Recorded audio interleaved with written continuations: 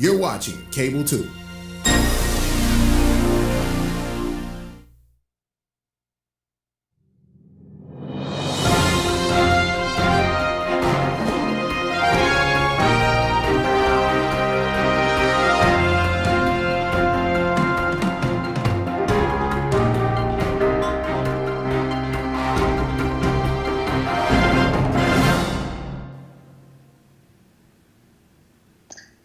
Welcome and good day to our public.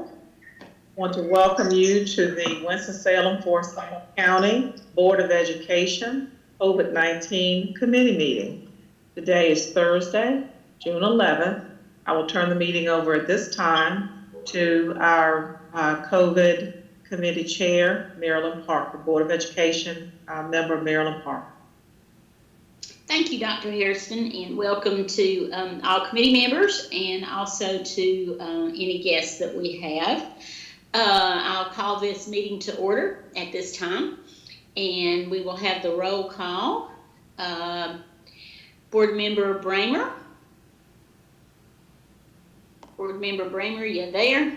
All right, we'll come back to her in a second. Board Member Jones. Present. Thank you. Board Member Kaplan. Present. Thank you. Board Member Mottsinger. Present.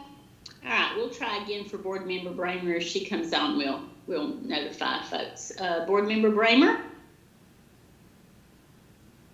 Okay, well, we will go on and start our agenda. We have some items for discussion. The first is the COVID-19 relief overview and next steps. And Dr. Hairston, you'll be doing that. Thank you. Yes, ma'am, and thank you, Chair Parker and other board members. Today, we'd like to give an overview of where we've been and then leading us into next steps. We will then be followed by guidelines provided to us from DHHS, and then certainly I want to close out with some discussion items for your attention. So I will go over a presentation that was put together by our staff. They sent in various items to share, each department where they've been and what's been going on. And I want to share that with you, and I'll share that through my screen. And then, of course, pause if, anytime if there are questions going through this process. We want this to be more of a discussion as we move into the presentation today. I also want to thank everyone for being with us as we go through this process. So let me make sure, is my screen okay for everyone? Yes. That would be the budget presentation. Yes, That's probably not the one we want. No, it's not. Okay. Are you sure we don't want to talk about the budget? So let's go back to the, let's get to maybe this one. Is that good? Does that say COVID? Can you see that? That's correct. That says COVID. Yes. Okay. That's good. All right. Probably don't want to go back to the budget right now. Okay. All right. Hang on. It's overwhelming all of us. Let's Wait a face it. minute. It is. I cannot see it, Dr. Hairston. All I see is your AH. Can you see this, Sam, or other members? Can you all see this? I see it. Yeah, we can see I it. can see it, Doctor. I can see it.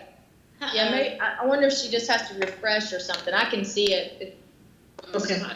Wait a minute. So Here. Okay. So Sam, if you'll Go ahead and start. I'll figure that out. Okay, Sam, if you'll call and let's get that up and running. So COVID-19 closure. In fact, I want to thank Ms. Mottsinger, because as we were thinking about quarter penny sales tax and the elections that were before us, Ms. Mottsinger sent me a text message in February, mid-February, asking what were our plans going to be for the coronavirus and schools. And we looked up, we said, well, yeah, we've heard about it. We've heard about the virus and we've heard some talk, but she was the one that actually got us thinking about, let's look at this in a more serious way. And so little did we know what was about to come around the corner for us. So as news spread, we began to meet collectively across the district. And on March 4th, we participated in a consortium over in Guilford County. We had a team go over. March 10th, by March 10th, we had started our professional learning on our e-learning platform. We could see what was more than likely to come for our district. And of course, on March 14th, Governor Cooper announced closures of schools. And I kept saying to the team, I really hope we have more time to prepare, but we did not. I'm really proud of our team. The very next day, on that Sunday, Kevin Sherrill and Marty Creech and a group of folks, Brent Campbell's team, opened our closure hotline. We had about 20 staff members volunteer on that Sunday to come in and start taking calls from parents, as we knew that parents would begin to call in and want to know what to do on Monday, because Monday they wouldn't have no school. And so I was really proud of the fact that that hotline opened so quickly, and it continues to the day, the hotline and informational line. We also had child nutrition there, Darrell Walker, Lauren Richards. I mean, we were very proud of them on that Monday, because we just had time to be thinking about this and planning. And many school districts waited sometime, not to say they weren't prepared, but to say that our team on that Monday, we were able to start feeding children in a remote manner, and there was not a gap in our ability to feed children. And as you can see, March 30, we began converting school locations to drive-up locations. We involved our bus drivers in the process of delivering meals, and have even gotten to the point where we deliver meals enough to cover children for the weekend. We are able to start our summer feeding program seamlessly, and meals will continue through August 7th. And we're very proud of our partnership with Chartwells, who provided masks for our folks. So our bus drivers and frontline workers really carried a load even through spring break to ensure that our children were out there and ready to be fed. We also had tremendous support from technology, distributed 23,000 Chromebooks, and we thank our Board of Education for very quickly at one of our meetings approving the hotspots. Staff laptops were given out, and the call center technicians were set up quickly. We just had a really, really great planning team. Children had access to technology and hotspots upon request, most certainly. We enlisted our principals. Our principals ensured children who didn't respond to picking up their devices, they got out there and helped distribute, and our principals were just wonderful in this distribution. Can't say again enough about our teachers, because again, you can have all the laptops and hotspots you need, but if your teachers are not prepared, we are in trouble. HR went into action because we knew that there were emergency leave responses. Some employees, because of the virus, would need to take leave, and there was a lot of direction and policy changes around the leave process and payment for it. They collaborated with legal to set up a telecommuting agreement, because we knew that we had lots of employees who wanted to continue to work but could not, and we needed some viable work from home options. Meaningful work at home became certainly a topic of every conversation we had.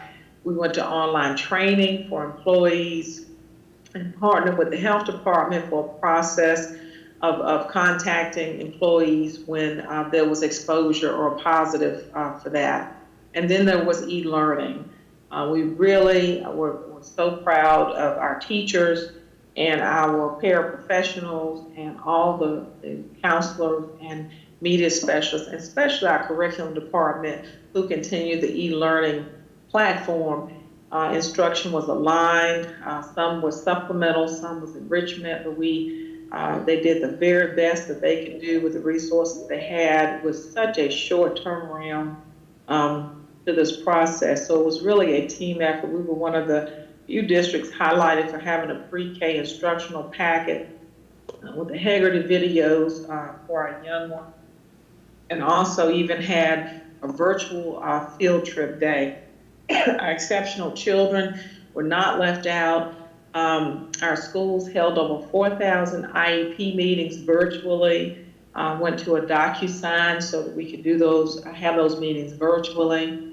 Created remote learning plans for students. Teachers were required to make a minimum of one face-to-face contact with children or parents. And we even had a situation where the teacher couldn't get in touch with the student and went to the home during the stay-at-home time, but we cautioned her to let us help her with that. So lots of dedication from the support staff, and they have developed a comprehensive guide to keep their work going and flowing for our children. Also, lots of communication with teachers, and we had a designated administrator at each school to work with the teachers and the district office staff on collaboration around student achievement and trying to ensure children had continuous services. I also want to talk about our student services department, who are on calls with us daily about the health and wellness of children. We put out a lot of information on our website about how to handle the stay-at-home process with children who needed to interact, that felt a need to interact with others, and who may have struggled with some concepts of the work from home and being online for their work. We also had many protocols in place for calling home and giving information. Continue to support the delivery of food and clothing. Also, we engaged in remote counseling. Some of our counselors were on the hotline where they could respond to parents and students who had concern, and started a telehealth service. Our psychologists, counselors, and social workers initiated student services hotline, as I just mentioned. And that was to really offer parents and teachers, even, some teachers just needed to call in and talk. So everyone was busy, ensuring that we were able to conduct e-learning in a new way. And just some other information out there that I won't go through line by line, but just so you know that teams were working hard to be sure that we closed in a way that was in accordance with the expectations of the governor in our state, and also sensitive to our children. Buildings had to be cleaned just to go on in a different way, and some of our custodians stayed on board using some safety measures to do those extra cleaning activities since we had that kind of time. You might wonder what was happening with transportation. Some were delivering food, but we also had our mechanics on board working to work on those services to evaluate buses, do some general maintenance, and really get these buses where they needed to be, and also to work on our routing so we would be prepared in the fall. And communication became so very important from the very beginning. Messaging about our online service, our meal service, letting parents know and everyone know that we were there. We were still working on behalf of children. We have a page dedicated to COVID-19 that went live almost as soon as we closed, so that parents would have access to information. We communicated policy changes, and we were not always right there where we needed to be, but we certainly listened to our families and got new information out to folks when it was needed. And I want to say that I'm so proud of the entire staff, because they highlighted the great things that were going on in our district and helped us understand our new normal. Brent Campbell's voice became the voice of the district, and we certainly appreciate him letting us know that each evening we will receive a call giving us updates, and parents came to rely on that call for any changes that were to be expected. We asked our principals about a month ago to begin making calls on Friday, because we knew that our parents and students needed to hear the voice of their principal. The regular and consistent messages were actually applauded by our parents and our community. And also, I think when we were on a few calls about national norms for communicating during a crisis, one of the suggestions was to ensure daily communication with families. Social media was monitored in case there was confusion out there. We monitor social media to make corrective action. The grading process was extremely confusing for so many of our parents because it was different. It was confusing for our teachers. And so Nicolette Grant, our Chief Academic Officer, held webinars with her staff to ensure that we were able to answer questions both from teachers, parents, and administrators. I can't say enough about the videos that were out there, the videos that celebrated the work and helped us again accept the new normal and let us know what other people might be doing throughout the community. And we did not interrupt our meetings. Not only did we continue our Board of Education meetings, we continued our staff meetings. Executive Cabinet met daily for the first month and went to 3 meetings per week. Those meetings usually go on from 2 to 3 hours. Each day, Rusty Hall held a meeting with principals at 3 o'clock to give them updates and to respond to questions and make sure that communication was consistent. And principals held virtual meetings with their staff. District office cabinet leaders held meetings with their department members. We wanted information to flow uninterrupted, and we were able to do that thanks to our communication team and our led by Brent Campbell and certainly Chris Runge and TJ, who's out there today with us, and to Kevin Sherrill, his team. Board meetings were very important. We continued our board meetings because there was lots and lots of work to accomplish throughout this process. Some of the local policy changes and waivers included policies around administrative regulations during the pandemic. We needed your support in voting on virtual meetings so that we could continue our meetings with the board and our work with the board, including the budget presentations. We also needed to waive policies around graduation. The state board changed our testing requirements. Andy Kraft helped get us through all of the testing information that was there, approving our emergency sick leave for staff members, initial recommendation to the state for extensions of licensure for teachers. All of these policies and changes were done to accommodate COVID. And let us not forget our virtual job fair and core award. We were able to continue our job fair virtually.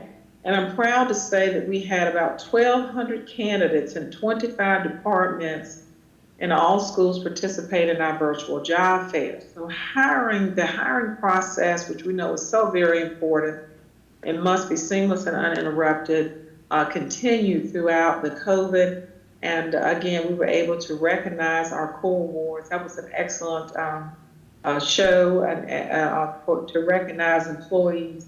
And we've been able to also continue our principal hiring through virtual interviews. Some have occurred on Saturdays and Sundays. So other considerations that most people not aware of is each time there was a phase, the governor has 3 phases of reopening our community. For each phase there was an action. It was an action and a reaction, and we sifted through the guidelines with the help of our attorney Dion Jenkins to give us guidance on what we could do and what we couldn't do. So each phase led to some level of re-entry into our schools. And phase 1 was considered. The grading process was extremely complex, but Dion Jenkins and Nicolette Grant did a great job with their teams trying to go through the policy and the information. And by the way, we are thankful for the guidance. I could not have imagined trying to create guiding documents and grading documents and guidance for grading. on my own and of course through the district. So we're thankful for that support. Student recognitions carried on. Many of our organizations, the Crosby Scholars, the Winston-Salem Human Relations Group, the Presidential Scholar Recognition, Kernersville Rotary Awards continue, the Governor's Volunteer Service Award. All of these opportunities occurred out there in our community virtually, and we were proud to be able to consider those. Our graduations, and oh my goodness, this was a heavy lift here with Dr. Cato's leadership. We were able to get through a task force, and certainly the support of our board in communicating these opportunities for children. Probably we learned some lessons here through the graduation process, but these were considerations that we had to spend a lot of time working through. We also knew that as for as much work that had gone on throughout this process, we had students who just could not engage or did not engage for a variety of reasons. We kept hearing that things weren't going so well for some of our students, and so Andy Kraft and Nicolette Grant led an initiative to put out surveys for teachers and try to get some understanding about our engagement. Where were we with our students? What part of the county were we not engaged? And as a result, we led a collaborative with our housing authority and community members. Kevin, Cheryl, and Effie McMillan worked mostly with this, and our engagement task force, really analyzing the reasons children did not appear to engage. Although we had all of this technology and opportunity, we were trying to determine the barriers so that we could move into the fall and better understand. And so from there, we went to partnerships, using these partnerships throughout the county to really do some other work across the district, and this is just to name a few. Legislative updates were coming fast and furious. Deion Jenkins and Amy, who glad to have back from her leave, and little one, really, they've had to plow through and stay abreast. I've been on many calls, and I've been very, very honored to have Deion Jenkins on those calls, because she really stays, keeps herself updated, and us, the district, aware of the legislative changes, from the funding component to how we can best use our relief dollars. She also stays abreast of OSHA requirements as we get through COVID. She's had to plow through various Senate bills to include waivers for low-performing schools, our Read to Achieve waivers, our advanced math waivers. And you'll see that through this whole process that legislative work impacts a lot of what we do with learning, our instruction, our calendar. Sam Mills is working on our calendar. Teacher evaluations have been impacted, and it's in the legislation and had to be changed. An extension for licensure requirements was impacted, and of course, legislation. I have a sentence here, but this bill probably was several pages long, and you have to decide, okay, let's take a look at this, and her expertise determine how we best communicate changes to employees and insert some of those changes in our policies, and if not policies, in our ARs, our administrative regulations. So this is just a few areas of legislative changes that she has dealt with. And so next steps. Again, each time there's a phase of reopening, we collectively work on the guidelines and look at guidelines to see what we need to get done and what we can do. And so as you all are aware, we're in the middle of phase 2, which should end June 26th. And we're in the process of allowing a few of our staff members to re-enter the school and collect technology, to get the technology up where it needs to be and collect other items.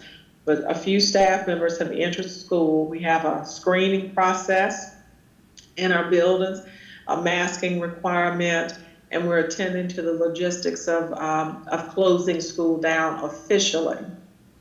HR moving forward, we will continue training options online. We will continue to work with our health department on reopening school and things that we have to get done this summer. And we have a cross-functional team of employees working on our reentry plan. We also are continuing our assistant principal talent pool, continuing to support our schools virtually, exploring options to celebrate our retirees, and again, continuing with our cross-functional teams. In instruction, they are populating the Canvas learning management system and continuing with the framework for teaching and learning. We are planning for professional development offerings for teachers, and we do plan to continue our summer leadership retreat virtually on Zoom and have a couple of books to read. And as you all have heard so much about these other initiatives, we are continuing with dual language, our Pathway to One, Senior Squeeze, Credit Recovery, and so forth and so on. And finally, our remote learning plan is due in July, and we are in good shape there. And you've heard about all of these programs, the extended year. And our message is that learning continues. An emphasis on teaching our children throughout the summer continues in a remote fashion, regardless of the circumstance or the hand that we've been dealt.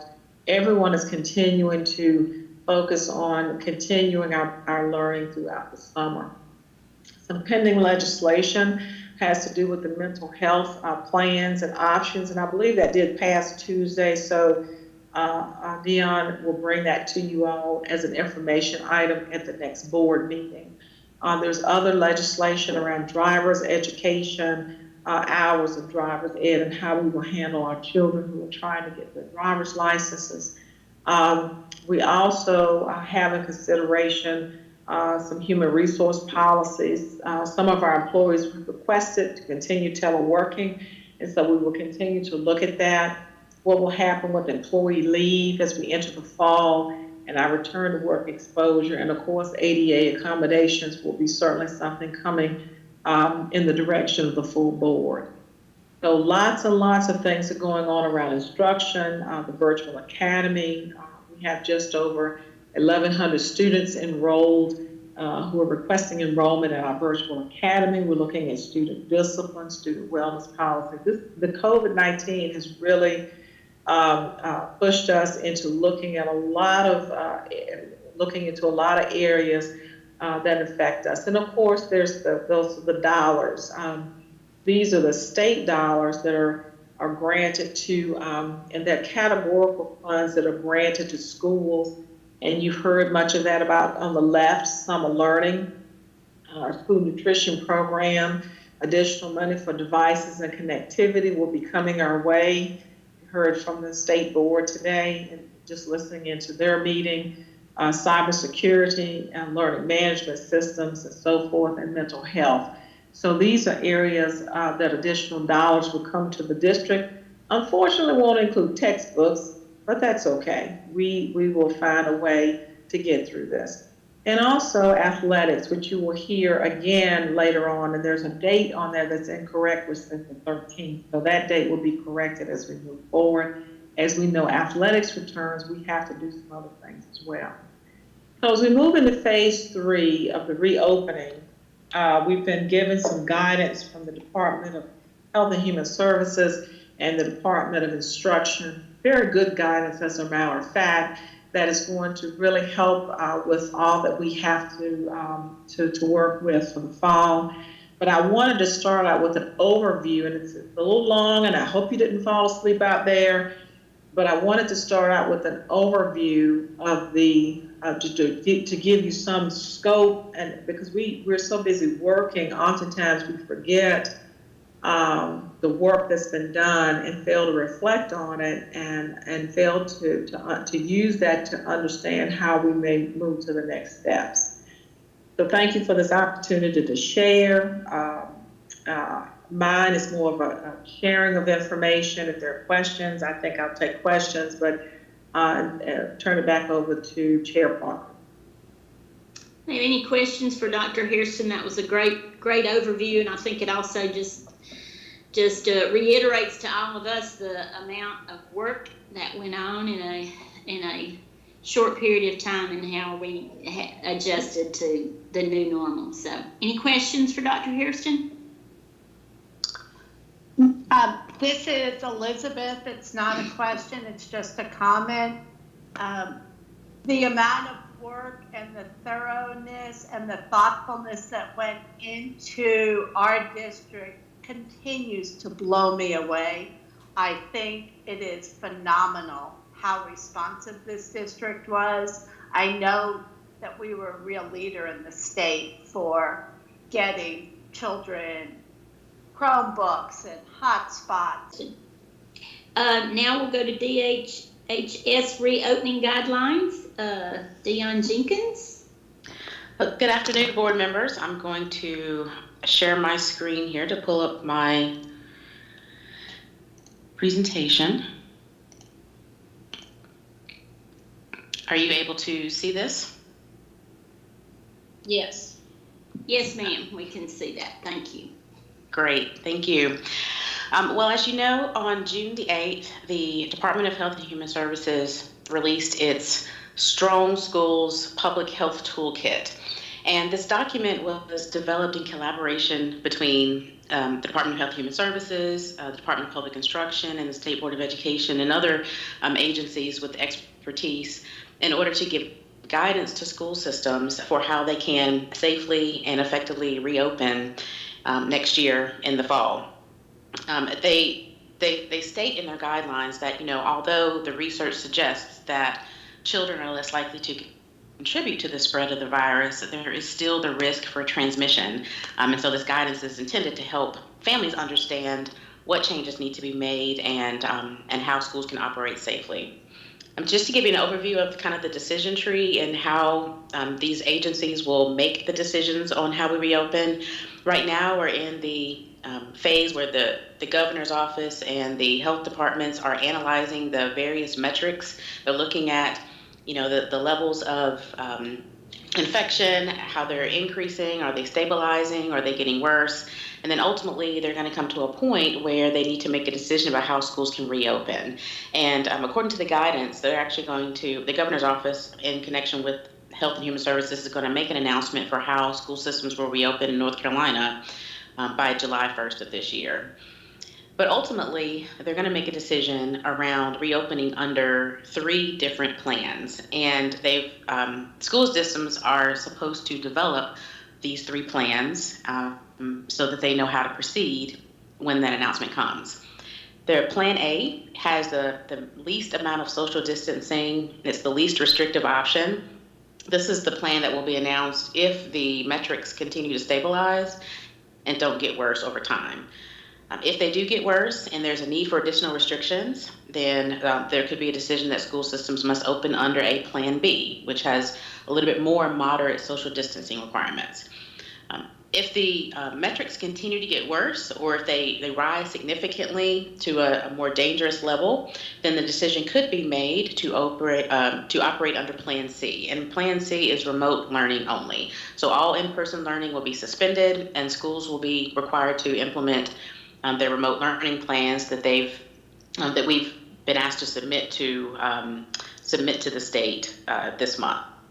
So like I said, the governor will make the announcement according to their guidelines by July 1st of this year.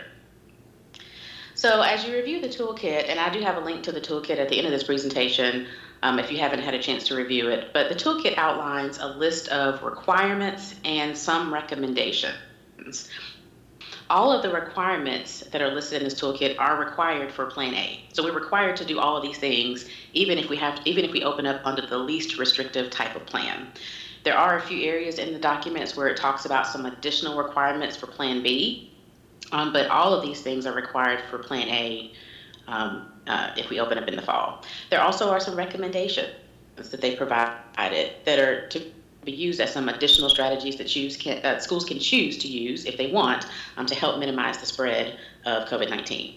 So if for example, we open up under Plan A, the guidance does give school districts the options to have a more restrictive plan than what's required by the state, but we can't have a least restrictive plan than what's required. So if we open up under Plan B, we've got to comply with the minimum requirements of Plan B. We can't do something that's less restrictive.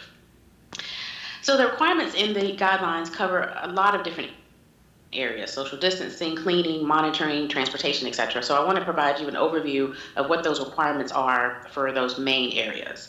And the first deals with social distancing. And so these are the requirements that schools have to enact for social distancing under these guidelines.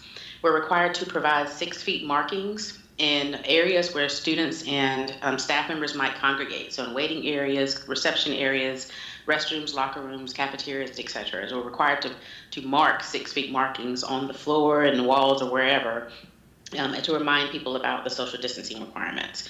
We're also required to make decisions to limit non-essential visitors and activities during this time. We need to develop in our plan a way for staff to monitor the arrival and dismissal of students in order to, again, discourage congregating and monitor the social distancing of students as they arrive to school and as they leave school. And they also include a requirement about limiting or discontinuing the use of self-service food and beverage distribution areas in the cafeteria.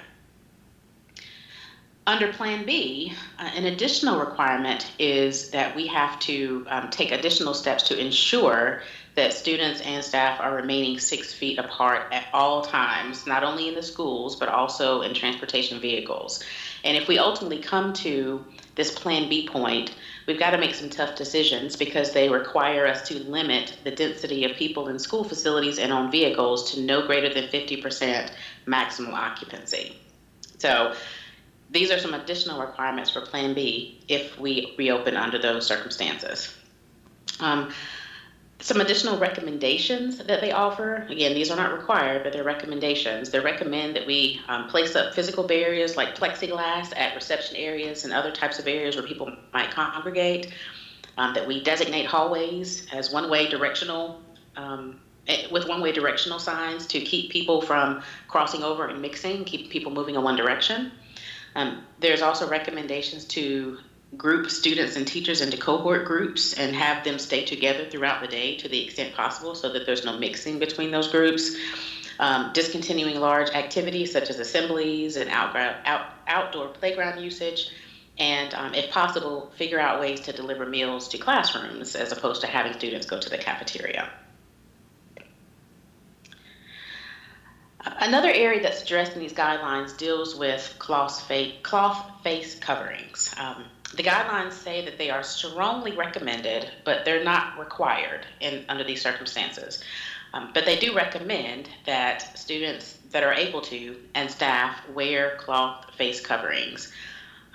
They shouldn't obviously be worn by people who have difficulty breathing, are unable to remove the face covering or incapacitated in some way, or individuals who have some sort of developmental, medical, or behavioral health need that might prevent them from adequately using the cloth face covering. What we are required to do is to share guidance and information with students, staff, and families on how to properly use, wear, clean, and remove these face coverings pursuant to the CDC guidance, which is linked in the guidelines. They also recommend that we include some measures to teach and reinforce on the proper use and wear of cloth face coverings. And they actually suggest that teachers and students be provided 5 face coverings per individual. In regards to cleaning and hygiene, there are some requirements that these guidelines require us to abide by. We have to make sure that there are adequate supplies such as soap, hand sanitizer, towels, tissue, etc., for students and staff to use throughout the day. We're required to have sanitizer in the entrances and exits of the building, and to make sure that they are, we have a systematic way of making sure that they're refilled and properly stocked. We're required to supervise and reinforce proper hand washing, coughing and sneezing etiquette, and then allow time between activities to make sure that there's some cleaning and disinfection that occurs in those high-touch areas, as well as arrange for routine, ongoing environmental cleaning in those shared spaces and other high-touch areas. Of course, we're required not only by the the DHHS guidelines, but also by OSHA regulations to make sure that we have adequate storage and ensure safe use of the cleaning products, that we keep personal items separate and in individually labeled containers, and that we limit the sharing of any personal items. There's some information in the guidance that says, some types of materials, paper-bound materials like books and things, are less likely to contribute to the spread of the coronavirus, but other classroom objects that are hard or more of hard surface ones are the ones that we really need to focus on trying to clean. But it is recommended that sharing of soft items that can't easily be cleaned be discouraged. And then, of course, we need to make sure that we adequately clean and disinfect non-disposable food service items. So the guidelines impose some specific monitoring of symptom requirements. So under these guidelines, school systems under Plan A are required to perform daily regular symptom and temperature monitoring of students. And the purpose of this is to ensure that students and staff, if they are sick or if they're exhibiting these symptoms, that they not come to school, or if they're at school, that they be allowed to leave and go home. And so we need to have a policy or a method of enforcing that if a student or a staff member has tested positive, or if they're exhibiting COVID-19 like symptoms, that they are not allowed to be at school until those symptoms improve, or until they meet the return to work or return to school criteria that I'm going to discuss in a minute. Also, if an individual has had close contact, which is defined as within 6 feet for at least 15 minutes, with someone who has tested positive for COVID-19, then they have to quarantine for 14 days. Even if they test negative during that time, they need to quarantine for the entire 14-day period. If during that 14-day period they develop symptoms, then they will be required to stay out for an additional period of time. So as I mentioned, under these monitoring requirements, we have to conduct symptom screenings of any person entering the buildings or getting on board of any of our school vehicle transportation, any visitors that come to the building, anyone upon their arrival to the school or upon getting on the bus. They also require daily temperature screenings for anyone entering the school's facilities or getting on school transportation. The toolkit does provide some sample screening forms that we can use for elementary school students or their parents, and then another one that's for older children if they're able to respond themselves, or a parent or guardian, or for an employee. There is an option for parents to submit what they call a parent attestation form. So in lieu of a staff member doing the screening of the child, the parent will be able to submit this form that they have pre-filled out. But there are some additional steps to have to take. So let's say a child comes to the bus, they have this parent attestation form, and the driver doesn't do the actual screening with the parent, then that student, upon arriving to school, will have to be screened by a staff member. So that's the additional step that has to take place in the event that parent submits a form in lieu of the employee doing the screening. But if the employee does the screening, then of course they have to observe social distancing, have appropriate face coverings and gloves if they are conducting the screenings and doing the temperature screenings. And of course, the temperature screening devices themselves have to be cleaned after each use according to regular ongoing and cleaning that's required by the CDC. The state has indicated that they are ordering thermometers for school districts, and so I anticipate some additional information about that at some point in the future. So just to kind of give you an idea of what questions will be asked during these symptom screenings, they include 3 questions. And if the child or the parent, on behalf of the child, answers yes to any of these questions, then according to the guidelines, they're not allowed to come to school, or if they're at school, that they need to, we need to have a plan in place to ensure that they get home safely or to a medical provider. So they're going to be asked to answer, have you had close contact with, in the last 14 days with someone who's been diagnosed with COVID-19, or has a healthcare provider advised you to quarantine?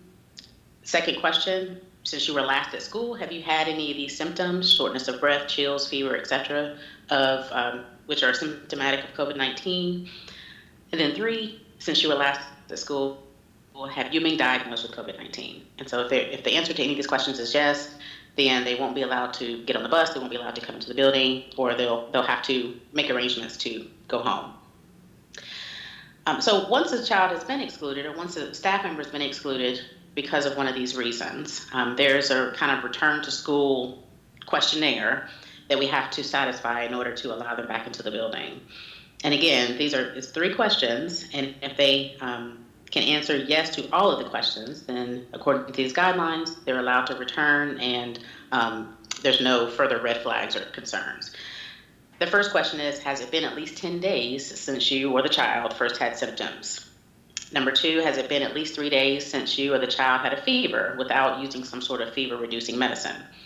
And then 3, has it been at least 3 days since you or the child's symptoms have improved, including the cough and the shortness of breath? So as you can see, there's a screening that has to happen on a regular basis, and then there's a screening that has to occur prior to a child or an employee being allowed back into the building. In addition to this screening requirement, there are some requirements for how to handle confirmed or suspected cases of COVID-19. Schools are required to post signage, both at the main entrance as well as throughout the building, indicating that if you have symptoms of COVID-19, you're not allowed in the building, you're not allowed to come in. We also have to develop a plan for some dedicated space for individuals who are exhibiting symptoms of COVID-19 to go, and so they can be monitored by a nurse or other professional until they're able to make arrangements to go home. School nurses or other individuals, could be a CNA, could be someone else who's charged with providing care for students or employees in these dedicated spaces. They're required to wear PPE. And this is not just the regular face covering. This is a surgical mask and gloves. So it's a heightened level of PPE that's required for these individuals if they're going to be caring for these folks in this designated space. And then, of course, like I mentioned, there needs to be a plan in place to make sure that students that are sick or staff members that are sick either get home or get to medical attention if needed. As far as the transportation requirements, there's ongoing cleaning and disinfection that's required for transportation vehicles. Of course, this has to be done while students are not present. This cleaning and disinfecting has to happen before students get on the bus, and of course after the end of the route. What they want us to focus on are these frequently touched areas and other equipment that are just high touch areas that people and students are going to have contact with.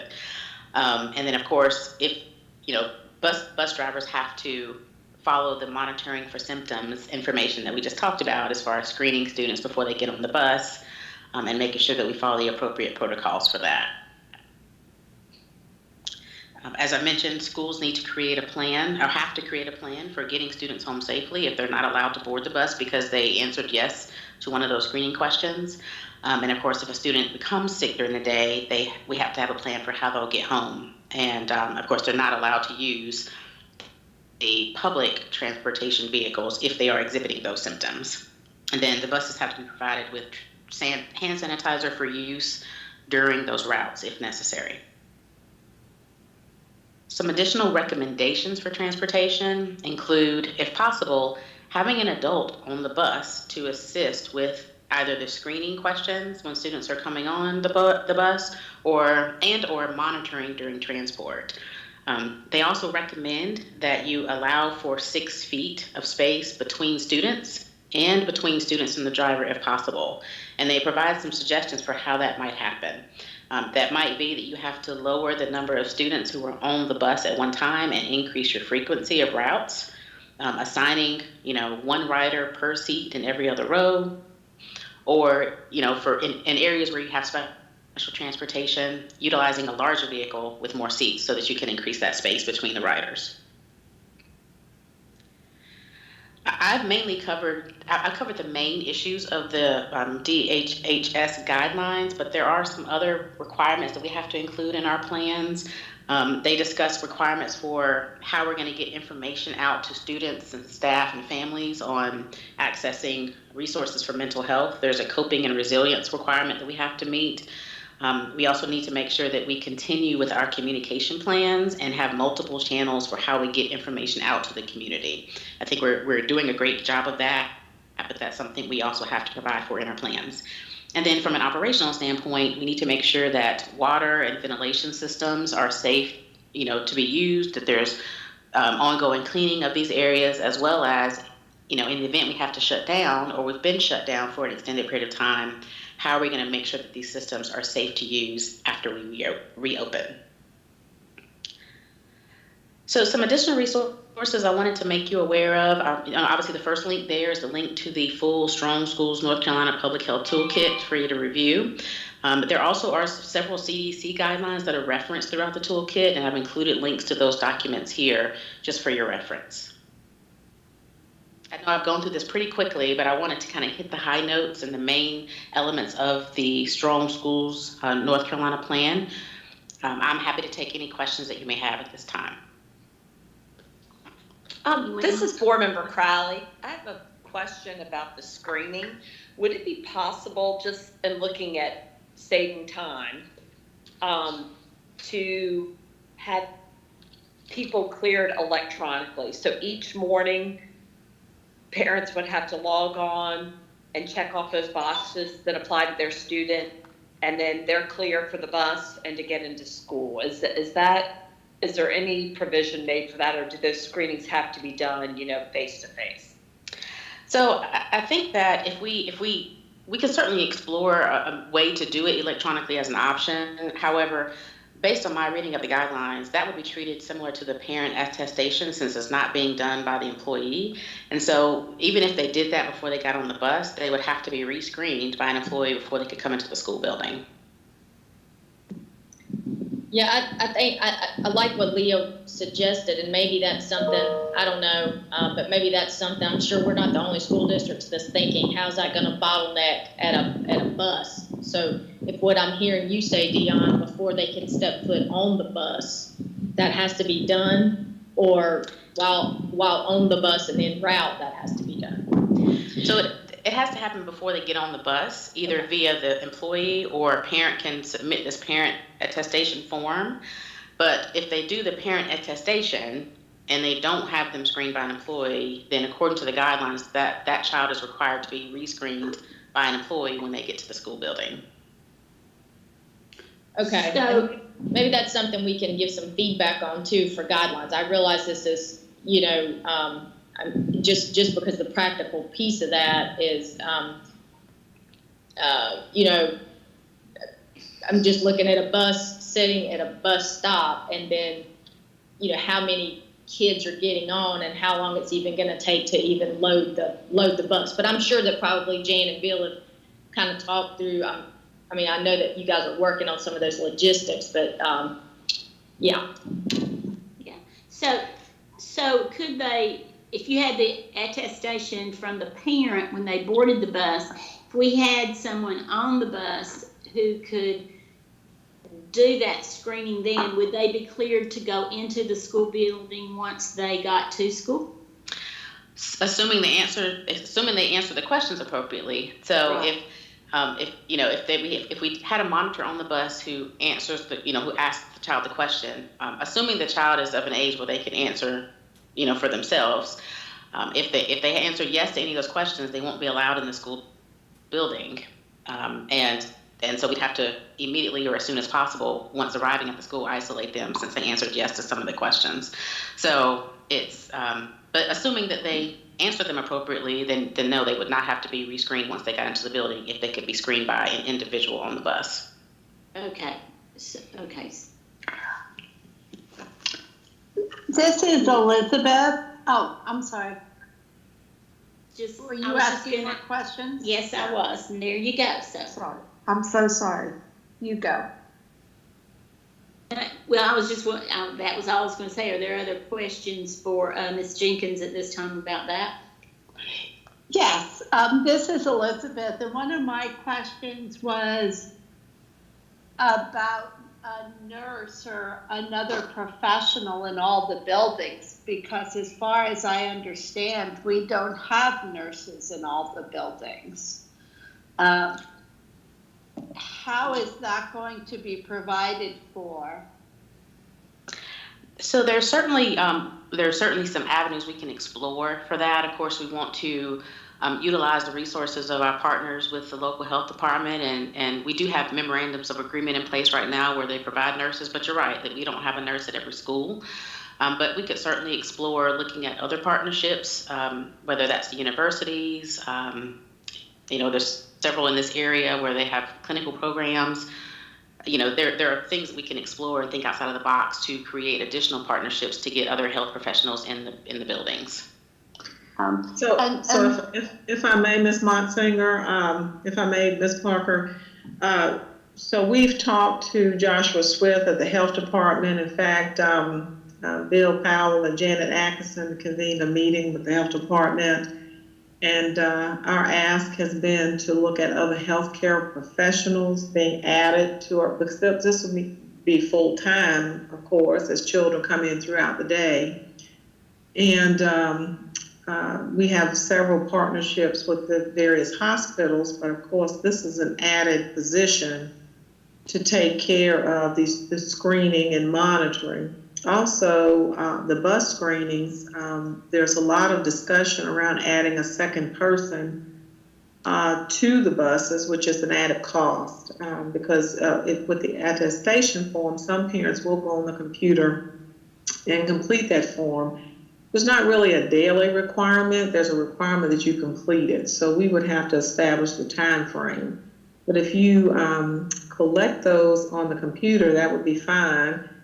Logistically, we would need to collect the paper copy if we give children paper copies to give to the bus drivers. And that's going to be an added position for those buses. So lots of additional staff will be required to implement some of these measures, which we've shared that with the representatives from DPI and also with our state board. And so we are working to set up those screenings, but we will need a full-time, not a nurse necessarily, but a healthcare professional. Now, we've learned that dollars will come to us to provide the PPE for those individuals who will do the screening. And right now there's dialogue around the state purchasing 1 thermometer per 100 students for the fall as well. This is Elizabeth, but my other concern about logistics is that if children get on the bus and are taken away from their home and not screened with temperature checks, for example, until they get to the building, we're then responsible for taking care of them and getting them home, and we can't use a bus to get them home. So that is correct. So it would seem to me that even though the logistics of actually doing temperature screens and all of that on the front end before kids get on a bus will be awkward, but probably prevent some significant issues if they get to school and they have fevers. Okay. All right. Mm-hmm. Agreed. Dr. Harrison, this is Board Member Jones. If I was under the impression that that the screening questions had to take place on a daily basis, and I think what you're saying is it doesn't. But that can we set that time frame as a district as to they do it once a week or 2 weeks or? We can set some parameters there around the attestation form and the collection and how that process will look. We can set those. But a temperature must be taken every day. Well, when they enter the school, a part of the screening process. Now let me go back. I think the school process, Dion, says a temperature must be taken. Is that correct? Yes, so it says, we're required to conduct daily temperature screenings before entering a school facility or boarding a school transportation vehicle. Right. So they are going to have to screen temperatures, to Elizabeth's point, prior to getting on the transportation. Yes, unless the parent does the attestation form, in which case they have to be screened before they got in the school building. Right. So the parent can do the attestation form for the bus, but cannot do it. The attestation form does not suffice for the schoolhouse. Right. The bill. Mm-hmm. Okay. All right. And this is Deanna. So did I read somewhere where it said the temperature had to be 100.4? So if it was 99 or 100, it wouldn't matter. Is that correct, Dion? That's correct. If it's over 100, if it's 100.4 or above, that's Okay. that's when they would be excluded. Okay. Thanks. So it would almost make sense, and I guess this is kind of twofold what I'm about to say. So it would make sense for us with our transportation to have a monitor or a school, I suppose a medical professional there on the bus, or a monitor to take the temperatures so that we're not infecting the bus. Is that correct? And did I also read somewhere in the materials that they, or maybe it was wishful thinking on my part, but that they were considering some funding possibly for more school nurses for school systems, or at least some money? We will get some dollars for PPE. It remains to be seen. I listened to the state board meeting today, and there are some additional dollars coming for screenings, but we'll have to see how those dollars are allocated, and it didn't sound like a lot of money either.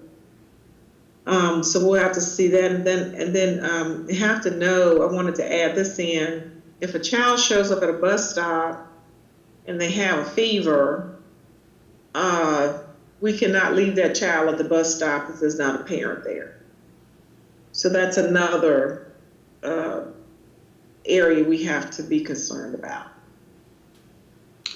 And we're only, refresh my memory, parents are only required to be at the bus stop with kindergartners and first graders. Is that correct, or is it just kindergartner? Is that, I don't know about that. I know there's a younger one. Which age is it? I believe it's 8 and younger. 8 and younger. So okay. Well, that would Might have to change that. And you know, and Lauren and Chair Parker, Lauren is on the call. She had to get off to go to a state chief operation. Lauren, are you there? Yes, I am. Do you mind sharing with the board members and us some of the discussions you all are engaged in around transportation? Sure. There's a number of concerns talking about, you know, the variations between kind of a plan A, B, and C model. Right now, a lot of districts are talking about being somewhere between plan B and plan C, which is actually one of the most complicated places for all of us to be. And transportation is definitely a key highlight in all of these conversations that we're having. And when we talk about the screening process, I believe Dr. Harrison mentioned that one concern is the buses being stopped in the road with their flashers on for longer periods of time. When across the nation, on average, at least one child is hit by a bus every day. And so you're prolonging the stop in the road and the students standing out there exposed to the elements, depending on the part of the nation that you're in and the weather in the current area. And then as you're doing those temperature screenings, if you are to screen a child and that child does not pass that screening, even if they are escorted, if they're not escorted by a parent, how do you leave that child there and refer them to go back to their home if an adult has now gone to work, they don't have a key, other safety concerns that are definitely coming to light. And also trying to think about a bus driver stopping that bus in the road and then getting up out of that seat to do those temperature screenings. You would really need to ensure that you had an additional staff member on the bus to be able to take care of that.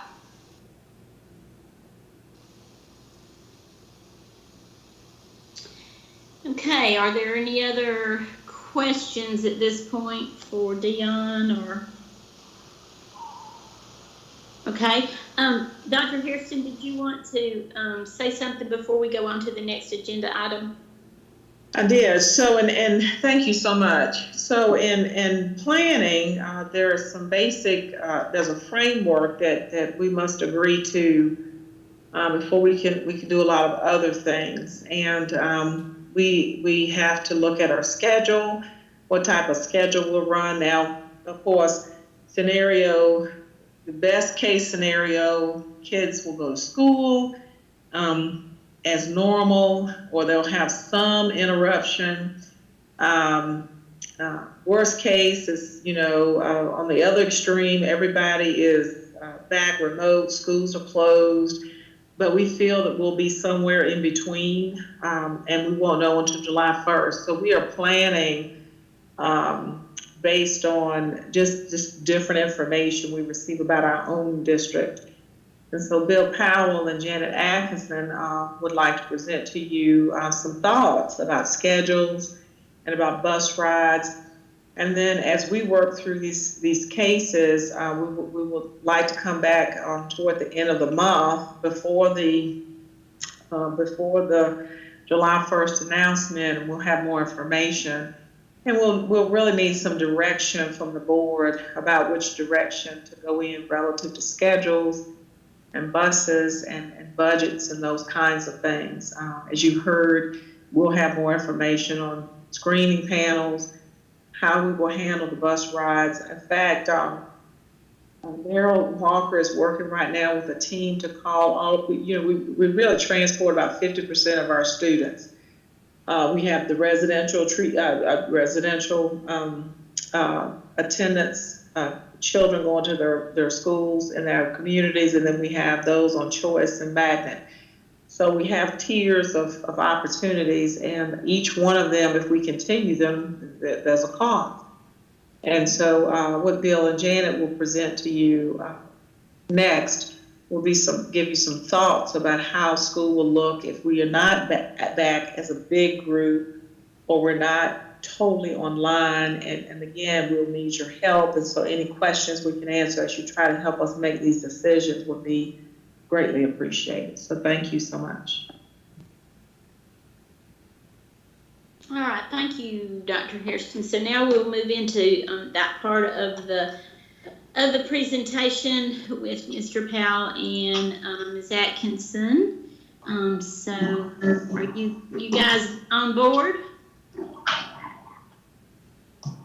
I believe we are. This is Bill Powell. I think Jan is there. Yes, I'm here. Great. Well, thanks. You guys go for it. Okay, thank you. We're going to start talking about the reopening school task force, what's driving it, and that's not upon. Big picture bus and building capacities, and how can we fit in them. We got a lot of regulations. You heard some with Dion's. I got to get better at this. So we have a summary of working assumptions, and we're really focused on three things: health, education, and economy. And why economy? Because if the economy is not robust, then the tax dollars are not there, and public education has less funds. But yet, at the top of that list is health. Health is the single focus of this whole COVID situation.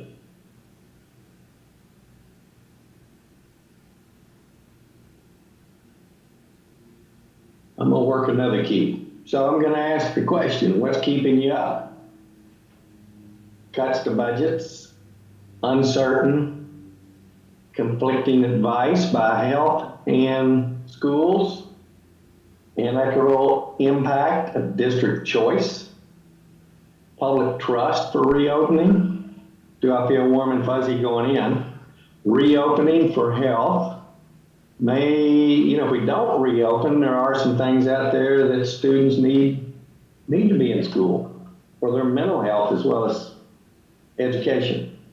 Worries about teacher shortages with high risk, high cost to buildings, transporting, distance, lack of clarity on the impact of indoor air and cleaning protocol. We got a lot of work on cleaning. I'm sure you have a lot more thoughts.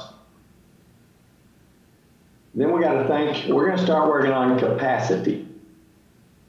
You can talk about square foot per student. Is it A-Day, B-Day? Is it A week, B week? Many options. Can you use outdoor space? Staff with lower student teacher? 6 foot distancing? social, be difficult to enforce.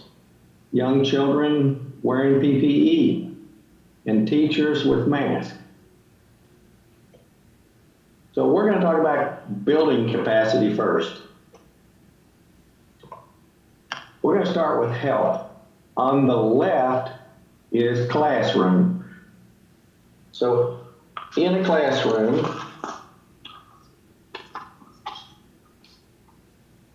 we want to think about staying in the classroom in the cohort group, that if we stay in the classroom and the 15 students, half 50% capacity, stays in the room, then they're limited to that room, and the specials come into the room, and the teachers come in and out of the room, and not the students. So we've limited. Food comes into the room. Then you think about schools, the limit between the groups. So if you're limited to the school, then if something happens in the school, then it doesn't transmit to multiple other schools. So you think about schools, can we limit exposure between schools? Then we talk about the big picture, that if we get, there's a lot of choice in this district, and if we move students on multiple buses between schools, what does that mean? We got to sort through that. That's a big hurdle. We're going to talk about classroom capacity. My computer's making it blink if you see blinking. The capacity per classroom.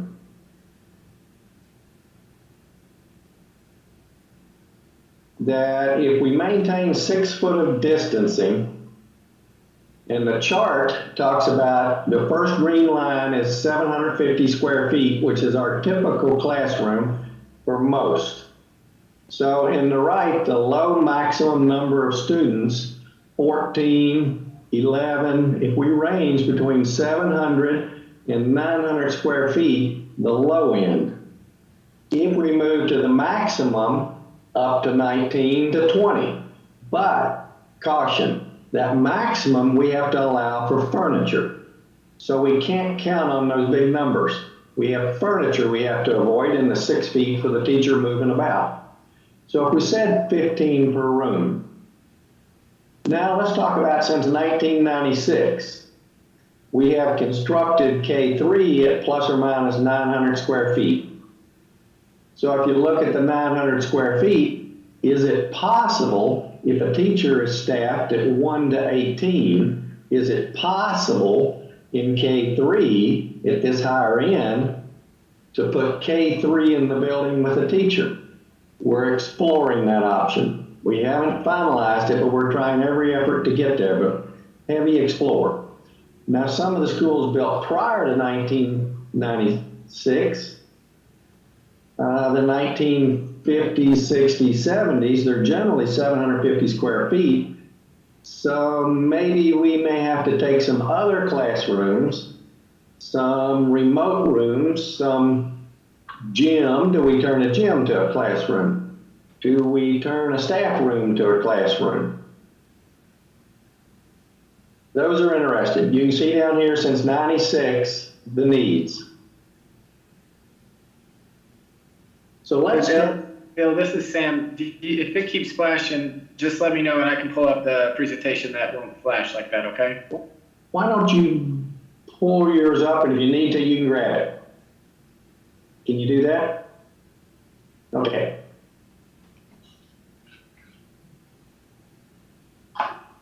So we're going to go to bus capacity. So I went to the buses may drive the school system, and that is pun intended. Because when you look at this, if you think strictly 6 foot, not 5 foot 11, but 6 foot, and if it's a 56 passenger bus, the yellow dots in the top one would allow 7 per bus. Now we have buses that go up to 77 students per bus. So it'll be a little bigger. It may be 10 or 11 per bus.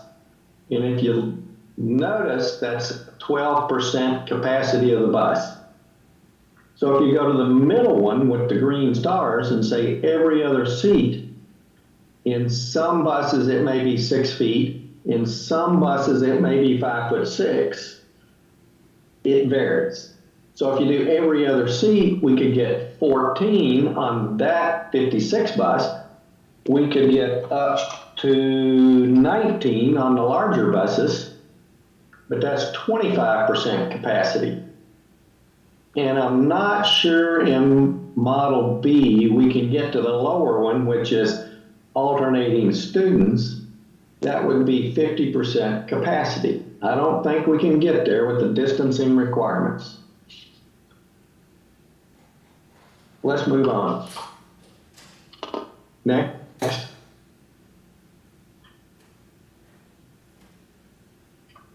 So this talks about, on the left, the number of 77 passenger 10. It is a major factor. Surveying parents. At the end of this, transportation may talk about, I think they're calling or surveying parents about ridership. And the virus can amplify shortage with bus drivers and the adult on the bus. Next.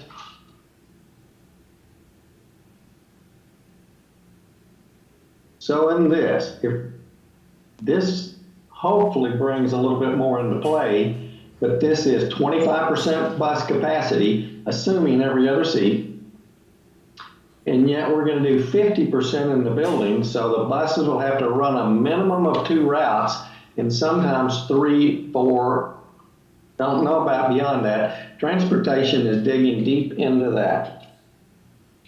That starts to explain the problem of getting kids to school. If you have a bus who delivers a set of children, and then the bus has to go out and bring another set of children at 30 or 40 minutes a run, 2 runs is an hour plus, 3 runs is an hour and a half plus to get 1 round of 50% in the building. Thought. Next.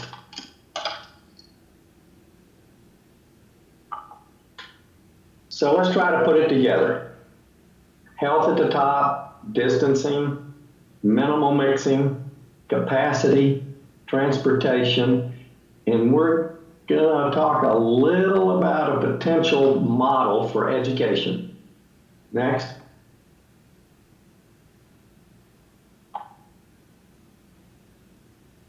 Okay, reopening. So health is in the center.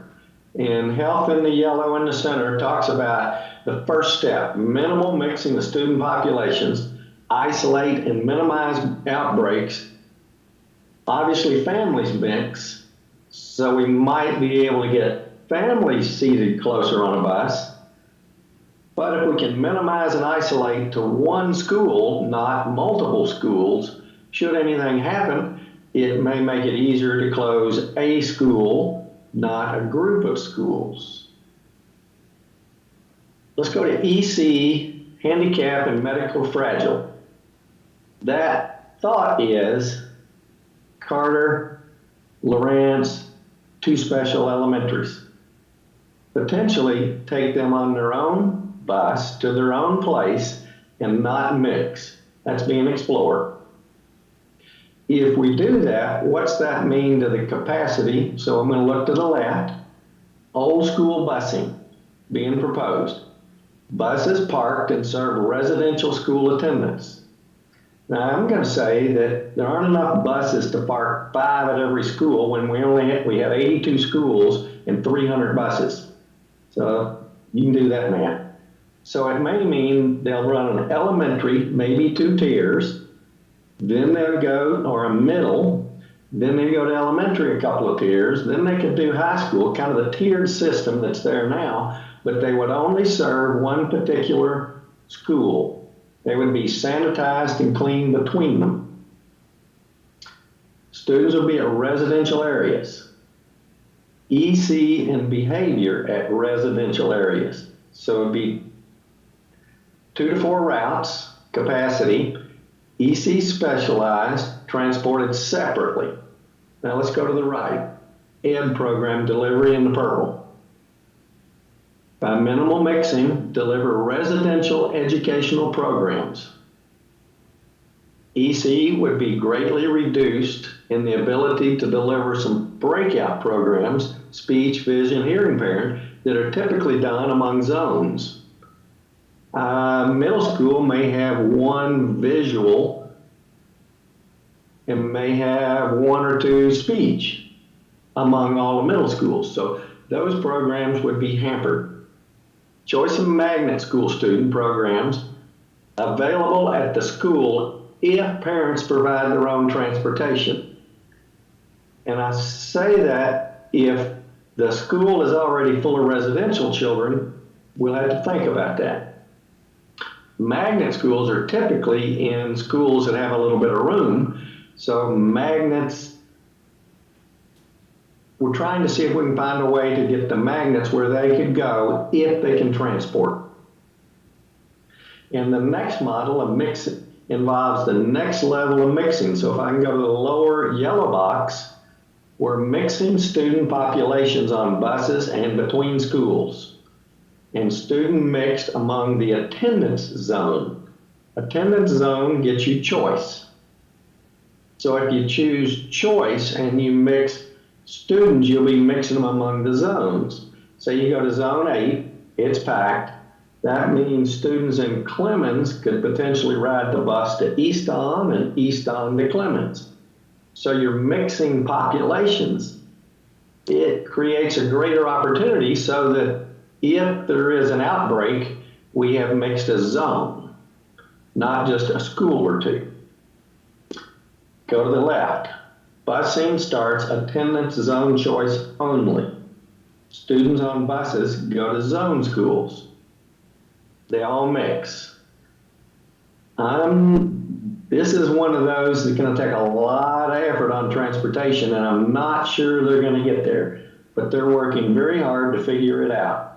They're having a lot of difficulties with the above of 14 on the bus and 50% in the buildings.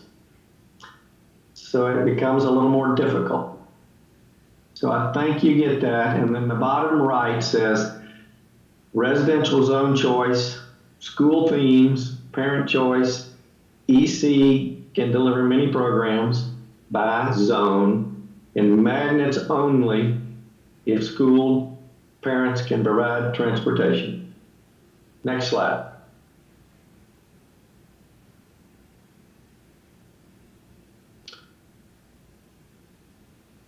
Jan? Okay. As you can see from the top of the slide, it says exploring a option. We are exploring different options. Hold on, Jan. Hold on for a minute. If you all can mute if you're not speaking, that will stop the echo. Thank you. Sorry. We are exploring different options and different plans. We have been looking at an A-day, B-day plan. We're looking now at A-week, B-week options. And the reason being, we had to also wait on transportation and, of course, all the guidelines before we could even begin really looking seriously at a plan. And as Bill has already mentioned, because there can only be 50% capacity in the building at a time, the way we were looking at making this work was that we would have two cohorts, A and a B, where cohort A would be in the school building 1 week, and cohort B would be on remote learning at home. And then the following week, they would switch. When we looked at doing an A day, B day, this became very confusing. Daycare will be an issue anyway, but it was even more of an issue if people had to find care every other day. As well as when you have an A day, B day, but the children are already in the same school, if they get mixed up on the day, it's okay, they're in the same school. But if they are at home and they come on the bus to school and they weren't supposed to be there that day, then you create another problem of students at school and trying to get them back home. So we're at this point exploring the A-week, B-week option with, as we said, the week in the building with the other folks doing remote learning. And what we're looking at is, and like I said, there's no wonderful solution to this, but we're doing our best. And we're looking right now at all pre-K through third grade students would attend daily, but they would be attending, as Bill said earlier, their residential school. Yes, we would like to offer everything that we have in the past with Magnet and Choice, but right now, health and safety is prominent and has to take first priority. So they would be at their residential schools, and it would be pre-K through third grade students that would attend on a daily basis every day. And then 4th through 8th grade, if they're EC self-contained or in special schools, they could attend every day as well, because there would not be any mixing. And then 9th through 12th grade, EC, and that's occupational course of study students, they would be able to attend as well, because they would not be mixing with other students.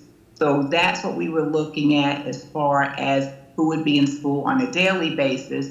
And then the rest of these children, including the general ed resource, they would be attending 50% on cohort A and cohort B. So that's the plan that we're looking at right now. As we said, we're exploring it. There are some pros to it and some cons, and what's really good is that our subcommittees at this point are trying to put a plan together for an A week, B week with all the pros and cons so that we may further explore.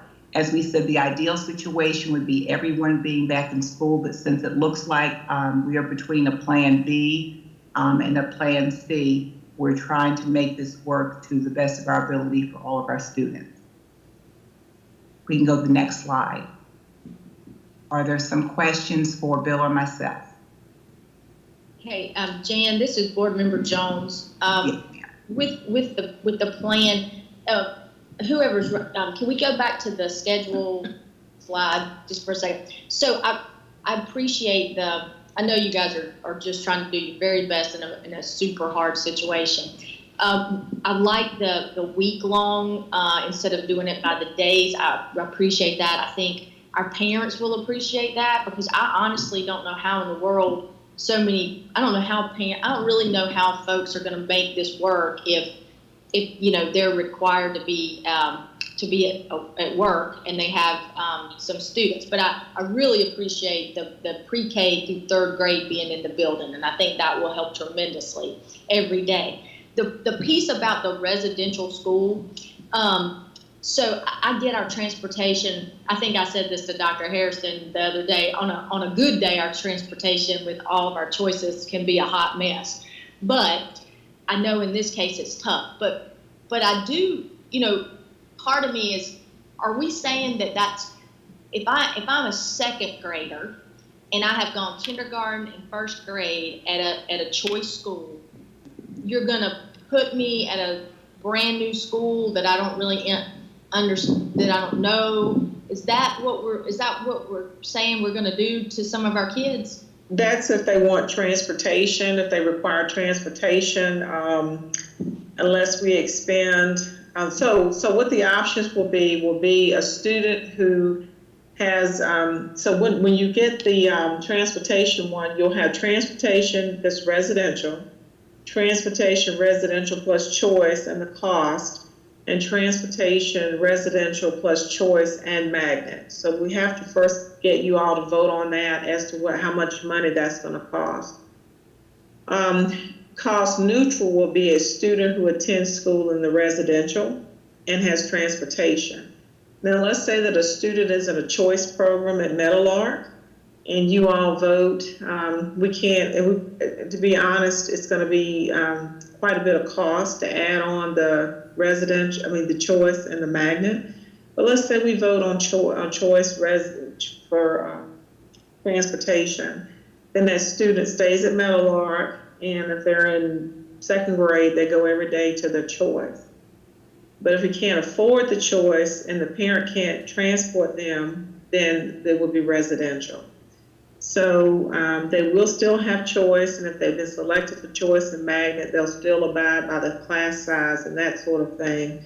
But when you combine transportation with choice, it really becomes quite a cost. And I understand that. I appreciate that. I think I know that some of our kids have really haven't understood really why they had to get pulled out so quickly, especially some of our younger students. And I'm just thinking about, you know, if I were a student who had gone into a building for 2 years, and now I'm going in under, I have to get my temperature taken, probably going to see a lot of adults with their face covered up, and just a lot of other things. I'm just kind of thinking about that social emotional piece to what we do for our kids. So more than just the choice piece, but thank you for kind of clarifying that. Okay, and Chair Woodbury, you had a question? I see your hand up. Yes, I have a question and a comment, and what I will say is that I definitely understand where Board Member Jones is coming from. I'll tell you that in 20 years of doing education, you know, I think our children are resilient when you have the, you know, leaders in the building to help them to adopt the change. And so I'm comforted in knowing that, you know, the kindergarten that you drop off on the first day of school, a lot of times, not saying when you pick up, they just, you know, learn to adapt to that change when you have, you know, great teachers and leaders in the building. But again, I think because the priority is safety, it's just a lot of things that all of us are going to have to be resilient about in order to secure all of our safety. So I you know, that's just the unfortunate, you know, trade-off. But I think as best as we can as a board and school district, keep things in a very familiar way with children. I think that's what we're trying to do. But, you know, I guess because, you know, my, you know, committed experience in education, I'm just 1,000,000% committed to security. And I tell security and safety, and I tell people all the time, I don't know a parent who would prefer a dead level 5 child over a live level 1. Safety, I want my child alive, and I can work with them to, you know, be better academically and socially and emotionally. So I think until we figure out whatever treatment and vaccine, it's just some hard decisions that, you know, we'll have to make, you know, as a board and staff. But the second point, the question I have for you, Dr. Harrison, is that is the state going to provide dollars that we can offer parents who do transport their children some kind of stipend? Because then I can see how we could accommodate keeping those children in those schools so that they don't have to go into a different environment. So if I don't have a car with the stipend, maybe I can get in an Uber or whatever. So we looked at that, and right now we've made a request for that to be considered. We would love to have the support of our board speaking to our legislators about this. And of course, Lauren Richards serves on a state committee for this, and Darrell Walker serves on a triad committee. And so that is an ask that we have. We remember under No Child Left Behind, when children transported their children to school, they were given a mileage rate, and I think that is something that we as a community can certainly lobby for, because and the cross-contamination part is serious. You know, when we have and here's why this is important. Let's say that we have a student at an elementary school A, and they're only riding that one bus, and we get the child to school and find out, oh my goodness, that child had a fever. They come into contact with all of these students, but we've placed 3 of those students on a choice bus to go in 3 different directions.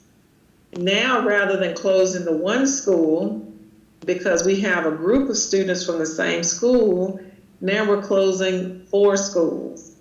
And that's a possibility, that a student could ride a bus to a school and then 2 or 3 go in different directions. So the cross-contamination or mixing cohorts of students causes us angst when it comes to closing our schools when we have a positive, because of the rate of positive reports in our county, that's highly likely. So that's why we're having all these discussions. We thank you for those comments, and we're recording all of this so that we can keep the comments and bring back the best scenario. Another scenario that we looked at was a shift model, where every student went every day, but you had an AM shift and a PM shift. Now that does extend the day of the teacher, and we're not sure if we could transport all the students. So just wanted to give you some ideas about some things we're looking at for sure, and get you some thoughts. But we appreciate your comments, Board Member Jones and Chair Woodbury. And I think Ms. Parker, you had a question? I did. So I don't know, during all of this time, how stringent are the hours? I'm just wondering if we, I think Mr. Powell had alluded to the fact that that we'd almost you'd have to run 2 routes. Yes. Then you've also got to screen all these children coming into a building at one time. Yes. So let's say we've got a school that starts at 8 o'clock, and we've picked up half of the children that need to that go to that school, and we're screening them when they come in, and then we go run a second route that gets there at 9 o'clock. So then you screen all those children. And then, and I don't know whether they're going to modify days, because we might not be doing things like phys ed and specials and things like that. But then you also have, let's say at 2 o'clock, the 8 o'clock children get on the bus, go home, and all that. And at 3 o'clock, your 9 o'clock children, go home. The second load runs. Is it possible to do something like that, or we have some restrictions that would? It is. It's actually possible, but we have legislated hours, mandated hours of instruction that we must provide. So right, and that's what I was wondering, whether during this time, whether without PE, I don't know. I don't know whether they'll give different restrictions. I didn't know whether they would do that or not, and whether if they do, if that would be a possible scenario, because you're keeping children within the same school that way. And I know it may also add hours to a teacher, to what their normal is too. So I don't know. That was just kind of a thought of getting the children there, because I just am envisioning this temperature check every morning, and I know from from all my educational experience, especially your little ones get so excited when they get there that the 6 feet itself is going to be hard to manage, much less trying to get them all temperature checked and all that. It just might be a little bit easier if you have less volume of children entering at all the same time and leaving all the same time. So yes, ma'am. Yes, ma'am. Thank you. This is Elizabeth. Oh, I'm sorry. Was there someone else? No, it was Dana, but you go right ahead, Elizabeth, and I didn't want to interrupt you. You're good. Okay. Is it possible for families to pick which week they'll be in, so all the children in their family will be in the same cohort?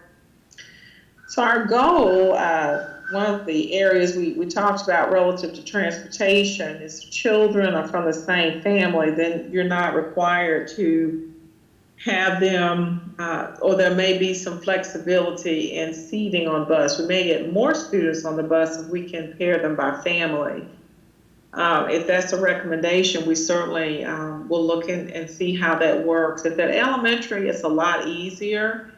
Middle school is easier. It's hard when you go between schools to negotiate the A-week, B-week. And when you get to high school, it's really difficult. We are working on high school options because of the schedule and when classes are offered. So that's certainly a recommendation that we will take note of. So Thank you. This is Board Member Jones. Do we have flexibility as a district to, with all of our different needs, do we have under the guidelines that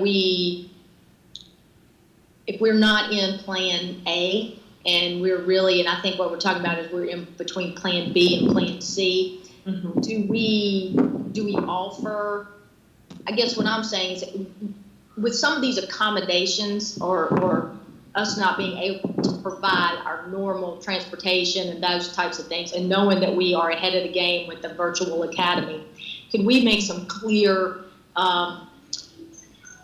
communications to parents early on about what opening in a Plan B would look like, with their limitations to the school, with no school choice, a lot of other things that would be going on, and would that help them either push them to the virtual model for at least maybe that first semester, and maybe that would come back and help us when we looked at our capacity about how many students we're really going to go. I think when we look at, and to be honest, and let's be honest with them about how long it looks like it's going to take to get through a temperature check, and how long will it take for them to even load a bus. I mean, if I'm a parent, I almost wonder in Plan B model, with not our fault at all, but just going by these guidelines, at the end of the day, how much instruction is really going to take place, what's that really going to look like, and maybe the flex, and maybe some would just go ahead and choose the flexibility of doing things virtually, even especially with their employment, knowing that they may need to do something ahead of time with their HR department to make sure that they can just be home with their child. Because for some folks, the 1 week and then the other week just may not work. And I know this, in this model, we cover the pre-K through third grade, but I also remember those fourth grade, fifth grade, sixth grade years, and sometimes you may not feel comfortable leaving those kids at home, especially like at my household. I just had one child, and I don't think I would want to leave him home all day just completely by himself. So I'm thinking if communication could get out to parents to what that's going to kind of look like as early as we could, based on what we know, even if it's not perfect, maybe they may help us with some of that capacity, and they may pull the trigger and go virtual. So Brent, what are your thoughts about where you all are with getting communication out? In terms I'm here. I know we started the survey today to get some feedback from parents. But what are your thoughts about us starting some type of early communication about scheduling modules with do you want to think about that? He's actually scheduled to present to you on next Thursday, but do you have some thoughts about that? My only concern about scheduling options is once we do land on an option, if we've communicated multiple different ones, I fear people may think, well, you gave us a choice when we maybe weren't necessarily communicating choices, but we're communicating options we're considering. I just would like to be careful about what we say to parents in terms of what it's going to look like. If we communicate so many options that they get confused, that could present a problem in and of itself. However, I think what's going to help us is we do have some of these options, I think, in the survey. And so this survey is going to help us temper the community, what may or may not be feasible. And just for a point of clarification, I think I told you earlier today, Dr. Harrison, parents are paying attention, it appears, in less than 24 hours. They've gone in. We've had over 7,500 responses to the survey, and there are some transportation questions in there. So I think once we have some of that data, we'll be able to better temper and provide data to Bill and Daryl and Lauren and all those teams working on these things about how that may work and know what we need to let people know immediately. So can you bring some of the results back to the board members next Thursday? Yes, ma'am. We're going to do those. And maybe send it in advance so they'll have time to process and go through the responses.